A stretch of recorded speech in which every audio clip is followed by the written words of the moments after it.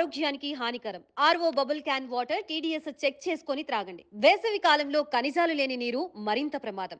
RO water pre mineral mix కొరకు సంప్రదించండి 9121299966 లేదా 9492952000.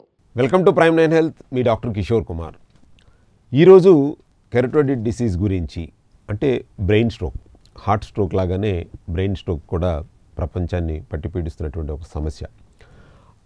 సుమారు 30% మంది పాపులేషను ఈ యొక్క డిసీజ్తో బాధపడుతూ ఉన్నారు. అట్లాగే దాదాపు 58 మిలియన్ పీపుల్ ప్రతి సంవత్సరం ప్రపంచవ్యాప్తంగా చనిపోవటం అనేటువంటిది కూడా 2022 లెక్కల ప్రకారం తెలుస్తుంది. అంటే ఇటువంటి భయంకరమైనటువంటి డిసీజ్ మీద అవగాహన అనేటువంటిది చాలా అవసరం. ఈ యొక్క బ్రెయిన్ స్ట్రోక్ అనేటువంటి దానికి గల కారణాలేంటి, ఎటువంటి సందర్భాల్లో ఇది జరుగుతూ ఉంటుంది అనేది శాస్త్రీయకమైనటువంటి ఒక అవగాహన చర్చను మనం ఈరోజు ముందుకు తీసుకెళ్ళడానికి కోసం డాక్టర్ సంజీవరావు గారు, వాస్కులర్ సర్జన్, మనతో చిరంజీవి హాస్పిటల్ నుంచి మన దగ్గర ఉన్నారు. వాళ్ళ మాటల్లో తెలుసుకుందాం దీని గురించి మరిన్ని వివరాలు. నమస్కారం అండి సంజీవరావు గారు. యాక్చువల్గా కెరటోయిడ్ డిసీజ్ అనేటటువంటిది బ్రెయిన్ స్ట్రోక్ సహజంగా చూస్తూ ఉంటాం. సో దీనికి చాలామందికి అవగాహన అనేటటువంటిది చాలా తక్కువ. ఎందువల్ల వస్తుంది, దానికి ప్రివెన్షన్ ఏంటి, ఇవాళ ఉన్నటువంటి అడ్వాన్స్డ్ టెక్నాలజీస్ ఏమున్నాయి దీన్ని ప్రివెన్షన్ చేసుకోవడానికి కానీ, లేకపోతే వచ్చిన తర్వాత డెత్ బారిన పడకుండా ఉండడానికి అనేది. ఈ యొక్క 2022 లెక్కల ప్రకారం కనుక మనం చూసుకుంటే so almost 58 million people deaths ఉన్నట్టుగా మనకు రికార్డ్స్ ఉన్నాయండి. అంటే దీనికి గల కారణం ఏంటంటారు? సో ఒకవేళ దీన్ని ప్రివెన్షన్ పాయింట్ ఆఫ్ వ్యూలో కానీ, వాళ్ళకు ఉన్నటువంటి లైఫ్ స్టైల్ వల్ల దేని మీదైనా ఆధారపడి ఉందా? సో ఇటువంటి ప్రికాషన్ తీసుకుంటే దీని బారిన పడకుండా ఉండొచ్చు అంటారు. కెరటిడ్ ఆర్టరీ డిసీజ్ అనేది చాలామంది ప్రాబ్లం వచ్చాక కానీ, స్ట్రోక్ వచ్చేసిన తర్వాత కానీ ఎవరు దాని గురించి పట్టించుకోరు. సో కామన్గా ఇది స్ట్రోక్ వచ్చేసిందంటే ఆల్మోస్ట్ చాలామంది బ్రెయిన్కి స్ట్రోక్కి కారణం ఏంటంటే ఈ రక్తనాళం పూర్తిగా మూసుకుపోవడము, ఆ రక్తనాళంలోంచి చిన్న చిన్న రేణువులు, ప్లాక్స్ అంటాం, అది వెళ్ళి బ్రెయిన్లో బ్లాక్ చేయటము. సో దానివల్ల స్ట్రోక్ రావడం అనేది జరుగుతూ ఉంటుంది. సో అది రాకుండా కూడా మనం జాగ్రత్త పడాలి అన్న కాన్సెప్టే ఇండియాలో కొద్దిగా తక్కువ ఉంది. సో దీని గురించి అవగాహన డెఫినెట్గా ప్రజల్లోకి తీసుకెళ్లాలనే మనం ఈ కార్యక్రమం చేస్తున్నాము. సో కెరటిడ్ డిసీజ్ అంటే ఏంటంటే, మనకి కెరటిడ్ ఆర్టరీ అనేది మనకు మేజర్గా బ్రెయిన్కి సప్లై చేసే బ్లడ్ వెజల్. ఆ రక్తనాళం ద్వారా మనకి బ్రెయిన్కి రక్తం వెళ్తుంది. సో ఇతర రక్తనాళాలలాగే దానికి కూడా మనం రిస్క్ ఫ్యాక్టర్స్ మీకు అందరికీ తెలిసే ఉంటాయి, చెప్పక్కర్లా. షుగర్ వల్ల, బీపీ వల్ల, స్మోకింగ్ వల్ల, లైఫ్ స్టైల్ హ్యాబిట్స్ వల్ల, స్ట్రెస్ వల్ల, ఫుడ్ వల్ల, సో ఇవన్నీ కారణాల వల్ల మనకి ఆ బ్రెయిన్కి వెళ్ళే రక్తనాళంలో ప్లాక్స్, అంటే ఒక కాల్షియం అనేది డిపాజిట్ అవటము, లేకపోతే దానిలోనే థ్రాంబస్, ఒక్కొక్కసారి రక్తం గడ్డ కట్టడము, ఇవన్నీ జరుగుతూ ఉంటాయి. సో ఇది స్టేజ్ బై స్టేజ్ జరుగుతూ ఉన్నప్పుడు ఆ ప్లాక్ ఏదైతే వెళ్ళి స్ట్రోక్ పైకి జారి స్ట్రోక్ కాజ్ చేస్తుంది, ఇష్కిమిక్ స్ట్రోక్ అంటాం. సో ముందుగానే మనము కొంతమందికి సిమ్టమ్స్ చూపిస్తుంది అనమాట. ఇది ఎలా చూపిస్తుంది? ట్రాన్సియంట్ ఇష్కిమిక్ అటాక్స్ అంటాం. ఇది ఈ స్టేజ్లో అన్నా మనం గమనించాలి. సో నాకు ఈ ప్రాబ్లం ఉందని అట్లీస్ట్ ఆ ట్రాన్సియంట్ ఇష్కిమిక్ అటాక్లో అన్నా మనం, అంటే నేను పెద్ద స్ట్రోక్ వస్తున్నాను అని అదొక 30 మిమ్మల్ని లేపుద్ది అనమాట. సిమ్టమ్ ప్రిలిమినరీగా మిమ్మల్ని 30 చెప్తుంది. అది ఎలా చెప్పుద్ది? సడన్గా ఉన్నట్టుండి ఈ సమస్యలు ఉన్నవాళ్ళు కళ్ళు తిరిగినట్టు ఉన్నట్టుండి బ్లాక్అవుట్ అయిపోతారు. అంటే ఏం జరుగుతుందో తెలియకుండా సడన్గా ఒక 5-10 మినిట్స్ బ్లాక్అవుట్ అయిపోతారు. ఒక పార్ట్ ఆఫ్ బాడీ కొంతసేపు పని చేయకుండా ఉండడం. సో ఇలాంటి సిమ్టమ్స్తో మనం ట్రాన్సియంట్ ఇస్కిమిక్ అటాక్ అనేది ఫస్ట్. అది ఎంతసేపు ఉంటుందండి డాక్టర్ గారు? అది 1 or 2 hours ఉంటుంది, మళ్ళీ రికవర్ అయిపోతారు. ఓకే, 1 or 2 hours కూడా ఉంటుంది? ఉంటుంది, ఒక్కొక్కసారి 1 or 2 hours కూడా ఉంటుంది. అంటే ఈ సిమ్టమ్స్ అన్ని కొంత వరకు ఉండి మళ్ళీ రికవర్ అయిపోతారు. కొంతమంది ఫిట్ అని కూడా అనుకుంటారు దీన్ని. కొంతమంది నాకు నీరసంగా ఉండి కళ్ళు తిరిగినీలే అని నేను అదే అంటున్నాను. ఎందుకంటే సహజంగా కొంతమందికి ఏంటంటే బీపీ ఫ్లక్చువేట్ అయినప్పుడు కళ్ళు తిరిగినాయి అని, దీనికి డిఫరెన్స్ ఎలా ఐడెంటిఫై చేయాలంటే ఎక్కువ ప్రొలాంగ్ టైం ఉంటే కనుక అనుకోవచ్చా? అలా అని కాదు, సిమ్టమ్స్ కూడా అనుకోవాలి. మనకి ఎప్పుడైతే ఈ రిస్క్ ఫ్యాక్టర్స్ ఉన్న వాళ్ళల్లో కానీ లేకుండా కూడా కొంతమందిలో ప్రజెంటేషన్ ఉంటుంది. ట్రాన్సియంట్ ఇస్కిమిక్ అటాక్ అనేది మనం ఎలా తెలియాలంటే, ఆ టైంలో మనకి ఫుల్ బాడీ కాకుండా ఒక పార్ట్ ఆఫ్ బాడీ వీక్నెస్తో కొంతమంది ప్రజెంటేషన్ ఉంటుంది. ఇంకోటి కళ్ళు మనకి ఉన్నటువంటి చీకటి అయిపోతాయి, చీకటిలాగా కనిపించవు మొత్తం. మనం ఆ టైంలో జస్ట్ ఒక ఈ ప్రపంచం నుంచి ఒక 2 seconds or 3 seconds డిస్కనెక్ట్ అయిపోయినట్టు అనిపిస్తుంది. సో ఇలాంటి అన్ని సిమ్టమ్స్ మన ట్రాన్సియెంట్ ఇస్కెమిక్ అటాక్ అని మనం సస్పెక్ట్ చేయాలి. చేసినట్టు వెంటనే ఒక వాస్కులర్ సర్జన్ దగ్గర వచ్చినట్టు అయితే కంపల్సరీగా కెరోటిడ్ డాప్లర్ అని ఒక చిన్న టెస్ట్ చేస్తాం మనం. చేసుకొని అప్పుడు ఎంత పర్సంటేజ్ ఈ బ్లాక్ అయింది రక్తనాళం అనేది చూసుకొని, దానికి కొంతమంది ఇనీషియల్ స్టేజ్లో ఉన్నట్టయితే మందులతోనే చూస్తాం, బెస్ట్ మెడికల్ థెరపీ అంటాం. సో మందులే ఇస్తాం. ఆ మందులు రెగ్యులర్గా వాడుకుంటే ఈ సమస్య రాకుండా ఉంటుంది. కొంతమందిలో ఏంటంటే స్టినోసిస్ రేట్స్ కూడా కొద్దిగా ఎక్కువ ఉంటాయి. అంటే 60 అబోవ్ ఉన్న, అంటే 60% ఆల్రెడీ మూసిగిపోయింది అని అన్నట్టయితే కంపల్సరీ దానికి ట్రీట్మెంట్ చేసుకోవాలి. సిమ్టమ్ ఉన్నా లేకపోయినా, అసలు ట్రాన్సియెంట్ ఇస్కెమిక్ అటాక్ లేకపోయినా కూడా ట్రీట్మెంట్ ఎర్లీగా చేసుకోవాలి. అది ఎలా తెలుస్తుంది అంటారు ఐడెంటిఫికేషన్? అందుకని ఎవాల్యుయేషన్ చేయించుకోవాలి మనం.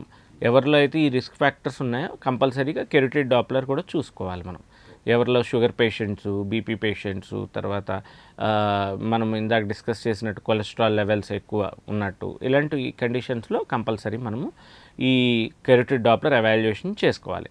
సో చేసుకున్నట్టయితే ఈ 60% కన్నా ఎక్కువ ఉన్నట్టయితే, సిమ్టమాటిక్ ఉన్నా కూడా ట్రీట్మెంట్ చేసుకోవాల్సి వస్తుంది. లేదు సిమ్టమాటిక్గా ఉన్నారు, ట్రాన్సియెంట్ ఇస్కెమిక్ అటాక్ వచ్చింది, లేకపోతే ప్రీవియస్గా ఆల్రెడీ స్ట్రోక్ వచ్చేసింది, స్ట్రోక్ వచ్చిన వాళ్ళలో కూడా ఈ కేర్ తీసుకోవాలి. చాలామంది స్ట్రోక్ వచ్చింది, మేము మందులు వాడాము, రికవర్ అయిపోయాము అని అనుకుంటారు, కానీ ఈ కెరోటిడ్ ఆర్టరీ వల్ల ప్రాబ్లం వల్ల నాకు స్ట్రోక్ వచ్చిందేమో అని ఎవాల్యుయేషన్ అయితే చేయించుకోరు. సో కంపల్సరీ ఆల్రెడీ స్ట్రోక్ వచ్చిన వాళ్ళు కానీ, ట్రాన్సియెంట్ ఇస్కెమిక్ అటాక్ అంటే సడన్గా ఇలా కళ్ళు బయర్లు గమ్ముతున్న వాళ్ళు కానీ ఈ ఎవాల్యుయేషన్ చేయించుకున్నట్టయితే కంపల్సరీ మనకి ఫర్దర్గా మేజర్ స్ట్రోక్ రాకుండా ఉండే ఛాన్సెస్ ఉన్నాయి. అంటే సపోజ్ ఫర్ ఎగ్జాంపుల్ ఇదే ప్రాబ్లమ్ కనుక స్ట్రోక్ సివియర్గా వచ్చింది అని అనుకుందామండి. సో వచ్చిన తర్వాత అతను అన్కాన్షియస్ స్టేజ్లో ఉన్నాడు.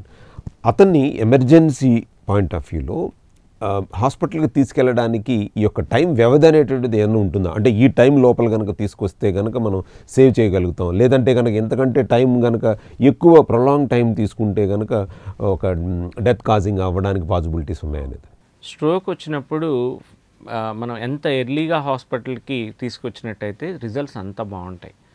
సో ఎర్లీ ప్రజెంటేషన్ అంటాం, దీన్ని ఫాస్ట్ అని అంటాం. అంటే ఎప్పుడైతే మనకు వెంటనే స్ట్రోక్ వచ్చిన కొన్ని గంటల వ్యవధిలో కనీసం అట్లీస్ట్ హాస్పిటల్లో డయాగ్నోసిస్ ట్రీట్మెంట్ చేసుకున్నట్టయితే ఆల్మోస్ట్ రికవరీ 90 to 100% వరకు మళ్ళీ నార్మల్ అయిపోతారు ఆ పేషెంట్.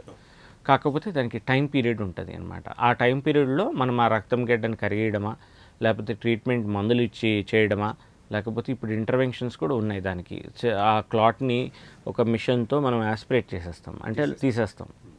సో అలాగా ఈ పరికరాలు మనం వాడుకొని, అడ్వాన్స్డ్ పరికరాలు మనం వాడుకొని ఈ స్ట్రోక్ వచ్చిన పేషెంట్స్లో ఎర్లీగా మనం ట్రీట్మెంట్ చేసుకున్నట్టయితే రికవరీ ఉంది. కాబట్టి కంపల్సరీ ఎర్లీగా మనం హాస్పిటల్కి తీసుకొచ్చి ప్రాపర్ హాస్పిటల్ కూడా మనం తీసుకొచ్చినట్టయితే దానికి ట్రీట్మెంట్ ఆప్షన్స్ ఇవ్వగలం. ఇంకోటి డాక్టర్ గారు, యాక్చువల్గా సపోజ్ ఈ యొక్క కెరోటిడ్ డిసీజ్ అనేటటువంటిది వచ్చినప్పుడు వాళ్ళు మనకి ఎక్స్ప్రెస్ చేయలేరు వాళ్ళు, ఎందుకంటే మీరు ఇందాక అన్నట్టు బాహ్య ప్రపంచంతో డిస్కనెక్ట్ అయిపోతారని.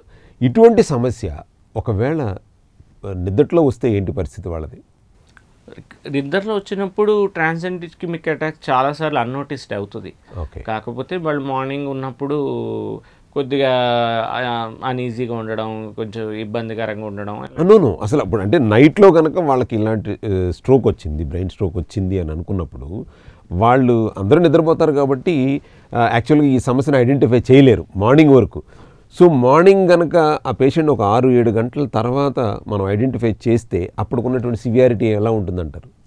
అప్పుడు ఆ సిచ్యువేషన్ బట్టి ఎంత లెవెల్ ఆఫ్ బ్రెయిన్ డ్యామేజ్ అయింది, అప్పటికే ఎంత ఇర్రిపేరబుల్ డ్యామేజ్ అయింది అనే దాన్ని బట్టి మనకి రికవరీ ఉంటుంది. అంటే ఇప్పుడు మీరేంటంటే ఆ సిమ్టమ్స్ అదృష్టవశాత్తు పగలొస్తే పర్వాలేదు, ఎందుకంటే డ్యామేజ్ని తొందరగా మనం ప్రివెన్షన్ పాయింట్ ఆఫ్ వ్యూ చేయొచ్చు. కానీ చాలామందికి ఇది ఎర్లీ మార్నింగ్స్ వస్తూ ఉంటుంది, అది మనం అవాయిడ్ చేయలేము. ఆ టైంలో పాపం ఎర్లీ మార్నింగ్ రావడము, సడన్ డెత్స్ అవ్వడము ఈ అంటే జనరల్గా ఎర్లీ మార్నింగ్ టైమ్స్లో చూస్తూ ఉంటామండి. ఓకే, దీని కారణాలు ఏమంటారు మేజర్గా సేమ్ మిగతా రక్తనాళాలకి ప్రాబ్లం ఏమున్నాయో అవే కారణాలు. ఈ లైఫ్ స్టైల్ డిసీజెస్ కానీ, ఈ స్ట్రెస్ కూడా ఒకటి ఫ్యాక్టర్. ఇవన్నీ ఈ మనము షుగర్స్, అన్కంట్రోల్డ్ షుగర్స్ కానీ, కొలెస్ట్రాల్ అన్కంట్రోల్ ఉండడం కానీ, ఇవన్నీ బీపీ కానీ, స్మోకింగ్ కానీ, ఈ ఆల్ ద థింగ్స్. సో ఇవన్నీ కనుక మనం ప్రివెంట్ చేసుకుంటే ఈ యొక్క కార్డియాక్ డిసీజ్ అనేటువంటిది మనం అవాయిడ్ చేయొచ్చు అంట.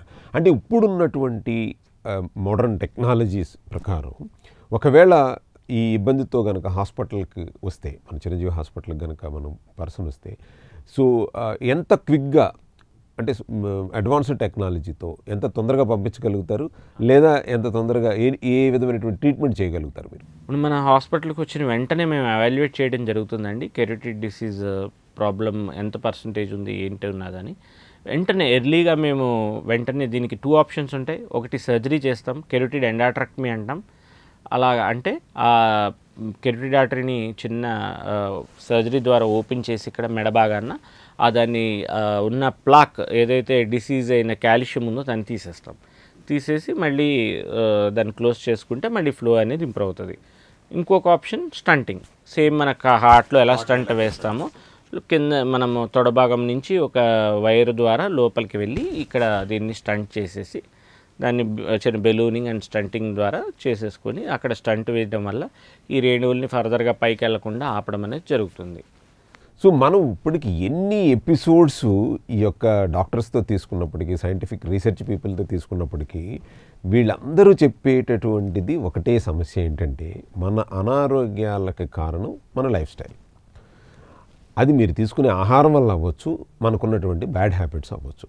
వీటి వల్లే మనం ఈ యొక్క అనారోగ్య సమస్యలన్నింటినీ కూడా కొని తెచ్చుకుంటున్నాము అవుతుందండి. అంటే డాక్టర్స్తో ఇటువంటి అవగాహన కార్యక్రమాలను చేయడానికి ముఖ్య ఉద్దేశం ఏంటంటే ఎర్లీ డిటెక్షన్. సార్ ఇందాక చెప్పినట్టు prevention is better than cure అన్న కాన్సెప్ట్లో మీరు సమస్యని ఎలా ఐడెంటిఫై చేసుకోవచ్చు, ముందుగానే ఎలాంటి సిమ్టమ్స్ని ఐడెంటిఫై చేసుకోవచ్చు అనే దాని మీద ఒకటి అవగాహన కల్పించడం. అలాగే ప్రివెంటివ్ కేర్లో రెండోది ఇటువంటి సమస్యలకు దూరంగా ఉండాలంటే ఏ విధమైనటువంటి లైఫ్ స్టైల్ని మార్చుకుంటే బాగుంటుంది అనేటువంటిది. అలాగే సమస్య వచ్చిన తర్వాత ఎవరిని కలవాలనే దాని మీద కూడా ఉచిత సలహాలు ఇవ్వడానికి చాలామంది ఉంటారు. వాళ్ళ దగ్గరికి వెళ్ళండి, వీళ్ళ దగ్గరికి వెళ్ళండి అనేటువంటిది. అక్కడ వెళ్ళండి అన్నటువంటి వ్యక్తి దాంట్లో ఎక్స్పర్టైజ్డ్ పర్సన్స్ అయి ఉండాలి. అక్కడ ఆ యొక్క ఫుల్లీ ఎక్విప్డ్ హాస్పిటల్ అయి ఉండాలి.